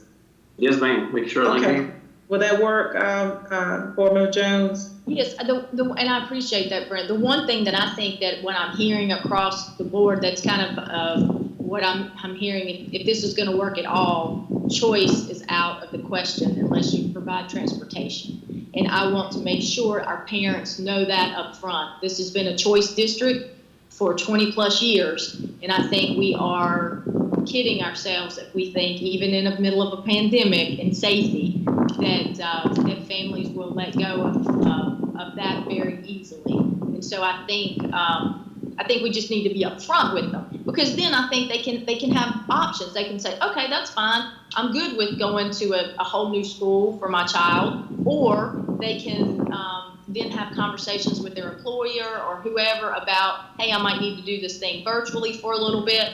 But I think if we hold that information back, because in everything I've heard from transportation to the scheduling module, you guys are saying that's just not going to work unless, practicality because of the cost of it. And I do think we need to make sure we're real clear about that. Yes, it could cost them the millions of dollars. So that's well received for sure. I think Chair Woodbury had a hand up for a question. Yes. Or comment.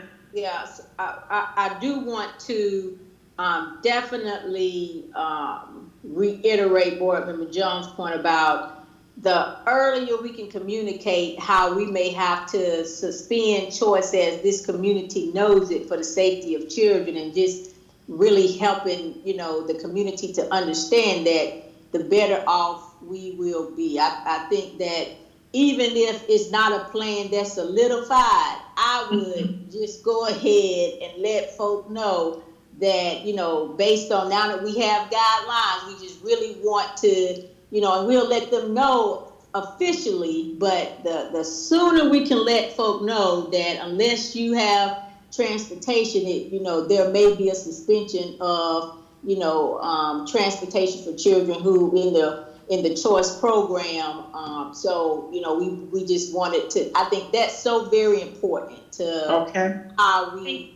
I agree with Chair Woodbury, and I think that part of what that's going to be is it's going to be, a lot of the families that are impacted with that will be families who have to rely on public transportation for themselves. So I think that, that in itself could be somewhat of an equity issue. And I realize it's around health and safety, and I agree with that. But I think just as soon as we can get that out there, the better.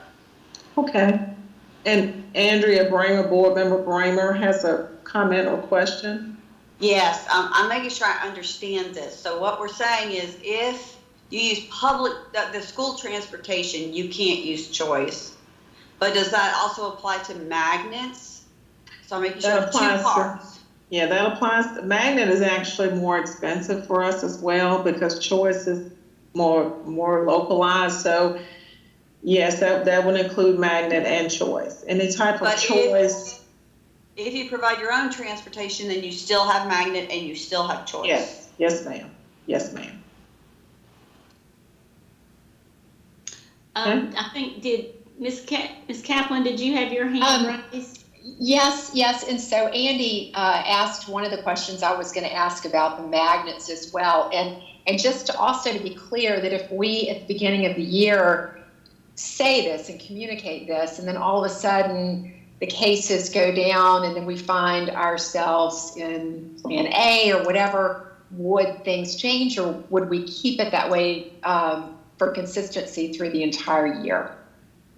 No, I think most districts have spoken to the change. It's a lot easier for us to move back to the norm. So we would move back to our norm. But to be perfectly honest, even though we could have more children in the classroom, we are still speaking to healthy practices when we have a positive test. That really is what drives us with the fear of because you could have 40 children on the bus, and if you are again mixing cohorts of students, you still require, and that's even worse because you're required to close so many schools. So you go from closing one school because you had one challenge to closing 10 or 15 schools, And then if you close 10 or 15 schools, you may as well close the district, because chances are you're going to have family members in other schools, teachers who have children. So you go from closing one school to closing the district every time there's a positive case. And based on just our week alone, with limited reentry into the environment, you almost have a case every day. And you have to track those kids down. The contact tracing dollars have been added to contact tracing. So it gets to be massive when you include a lot of students on buses that are going in different directions. So what I can say is that theoretically, we would get closer to where we are, but realistically, it's going to move us from closing schools, from one school to closing the district every time there's a positive report. Okay, thank you. This is Board Member Parker. Would that change if we have a vaccine? Let's say, I know they're saying the vaccine probably won't be until almost when the school's year's over, but let's say we have a vaccine mid-year. Would that change anything? And the second part of that question is, I know that lots of folks have made a choice. Would we continue to honor those choices whenever we were able to put choice and magnet back into the school process, or would they just have to start again? So so I'll have to defer to Ms. Motsinger for that vaccine question, but relative to a child, so if a child is in Magnet and they cannot provide transportation and they attend the residential school, will they go back and pick up their Magnet seat? We really have to talk about that. We have to get you all's collective opinion about that, because one of the things we know is some of our students have elected to go into virtual, and they are in the Magnet programs. So they're going back to their Magnet schools. This is a little different. You're physically enrolling in another school. And so the going back and forth may be difficult should things change. But I think it's something we've got to work through. Thank you for bringing that back up. So that's a logistical piece we need to bring back too. You don't have an answer to. But Ms. Watson, do you have something about the, yeah.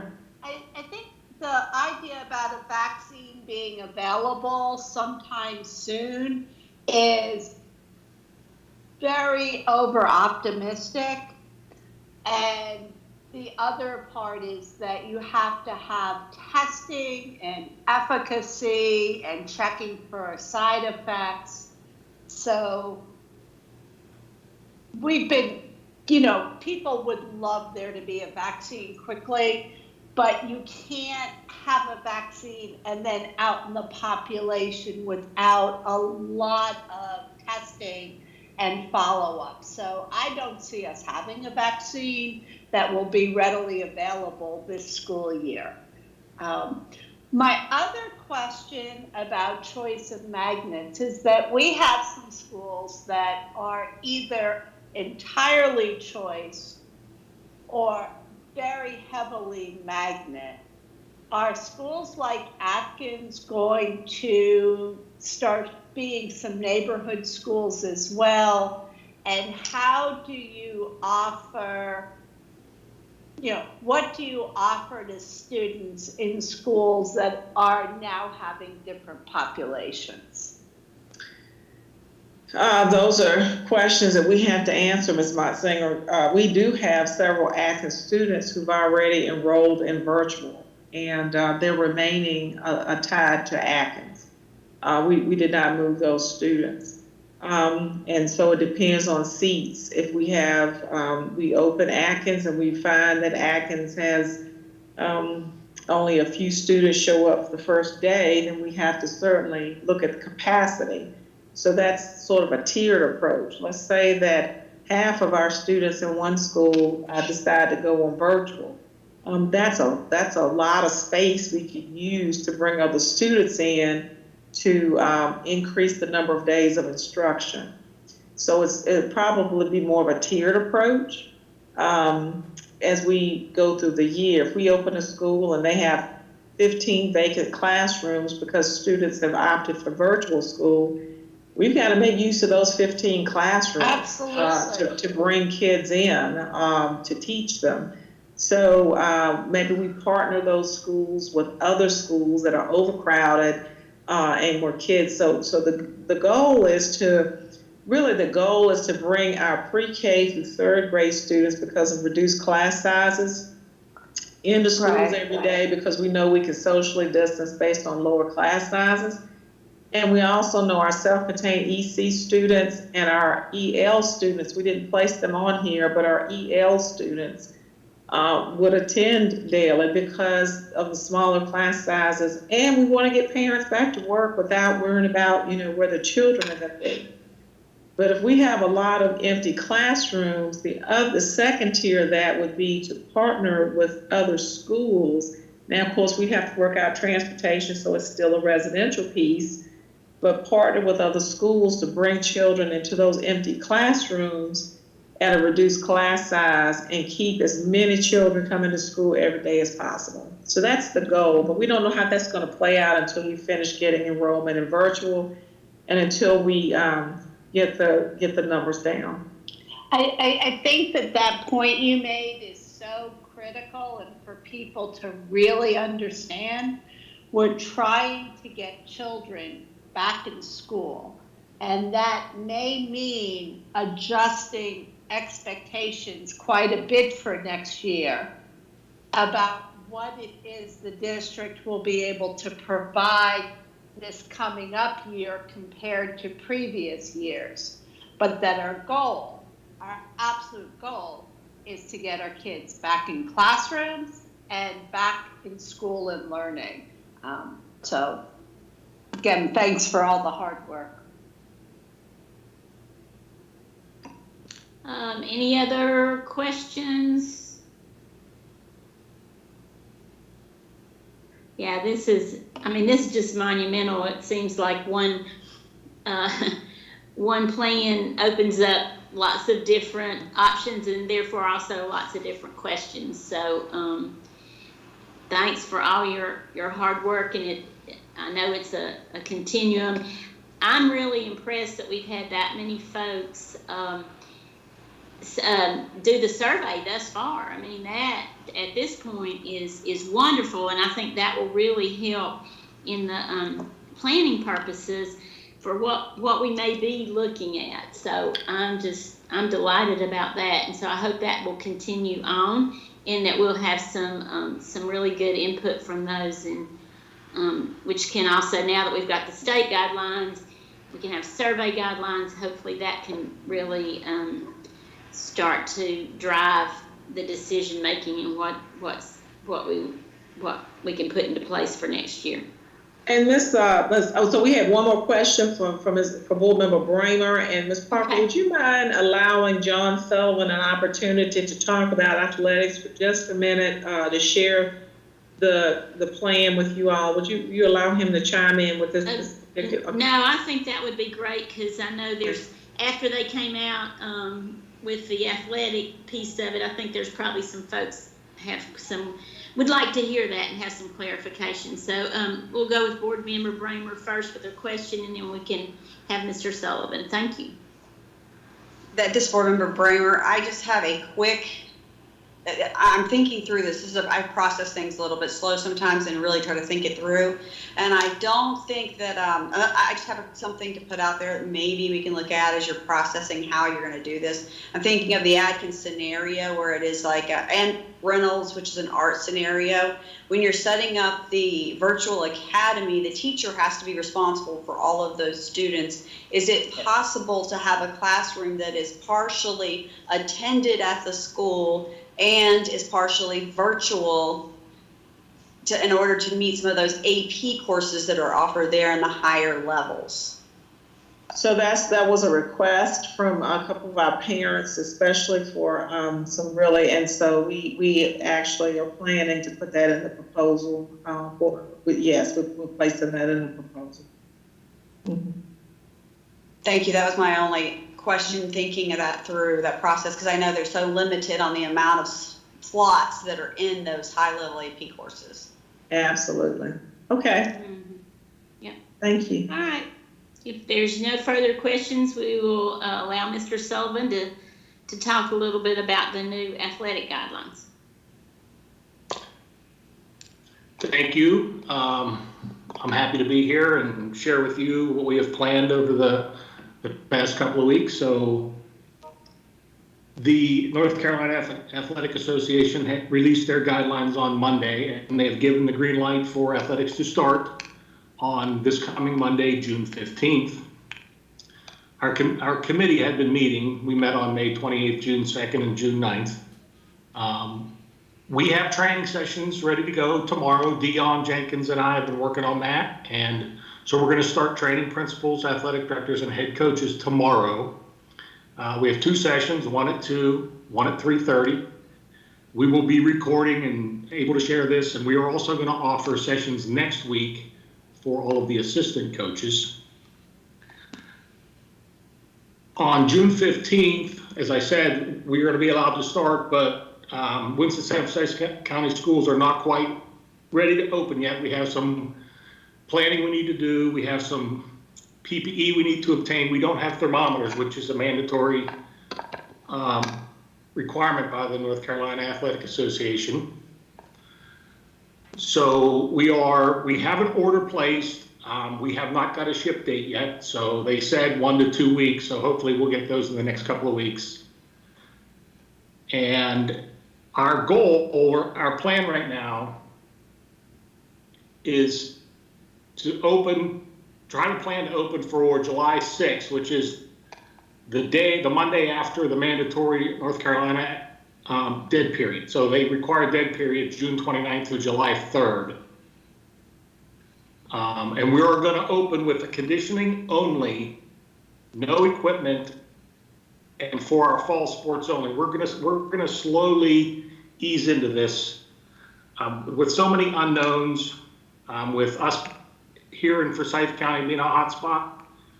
We're gonna take baby steps into this, and we're gonna start with conditioning. Our athletes have been 12 plus weeks with no coaching, no conditioning of the intensity that they actually need to be participants. So we are going to condition only, running, body push-ups, sit-ups, resistance for phase 1, which is, and then we don't know what phase 2 is going to look like yet because North Carolina has not released that. So that's pretty much our plan, and I'll take any questions. Anyone have any questions for Mr. Sullivan? This is Board Member Crowley. I just think that sounds great, and I appreciate the thoughtfulness of easing back into this, especially with a lot of kids, playing video games the past 12 weeks. Yeah, but I think that's, true. And like for will you do will you limit the number of athletes that, football, for instance, obviously you have a lot of folks involved in that. So will you do it, when you're talking about a tiered approach, you'll have a certain number of athletes there at each tier, is that correct? Yes, there are requirements, and a lot of it's based on some of the information Dion shared earlier, and the governor. Our limit is 25 cohort pod, and that includes coaches, and they're required to stay together for the first phase 1, which is, we're guessing 2 weeks long, but we don't know that for sure. Mm-hmm. But they have to stay together the whole time. So if they have 23 kids and 2 coaches, and they need to be screened and temperature and checked every day, so if there's an issue, we'll have a smaller group that we need to quarantine. Okay, great. I just wanted to kind of clarify that almost for the public, because that sounds great. So, all right. Any other questions for Mr. Sullivan?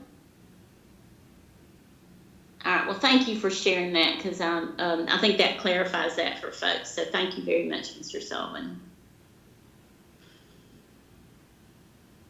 Dr. Hairston, do we have anything else that we need to discuss, or anyone else that has information for us?